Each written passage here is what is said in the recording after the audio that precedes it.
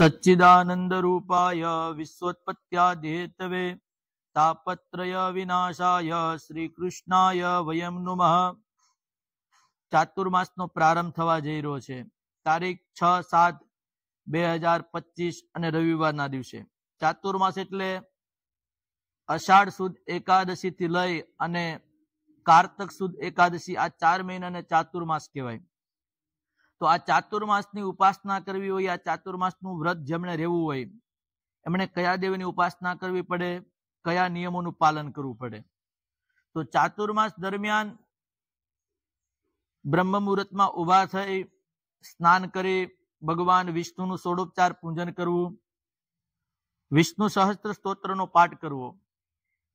કદાચ વિષ્ણુ સહસ્ત્ર સ્તોત્રનો પાઠ ન આવડતો હોય તો સહજ અને સરળ મંત્ર ઓમ નમો ભગવતે વાસુદેવાય મંત્રનો જપ કરવો। તમે જપ કરવા માટે બેસો ત્યારે દર્ભના આસન ઉપર બેસી અને જપ કરવો। તમારી જપ કરવાની માળા પણ એક રાખવી।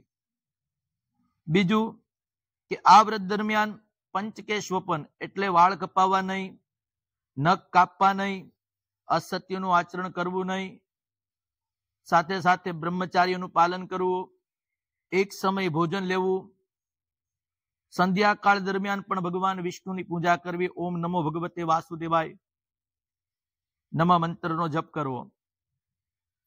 ત્યારબાદ શ્રાવણ માસની અંદર લીલા શાકભાજીનો ત્યાગ કરવો, ભાદરવા મહિનાની અંદર દહીંનો ત્યાગ કરવો, આસુ મહિનામાં દૂધનો ત્યાગ કરવો અને કારતક માસમાં દાળનો ત્યાગ કરવો।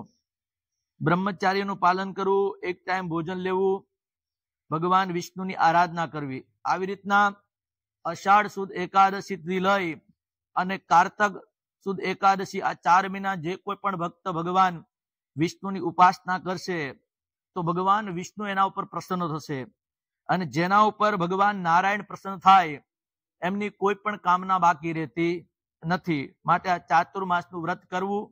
જય શ્રી કૃષ્ણ, રાધે રાધે।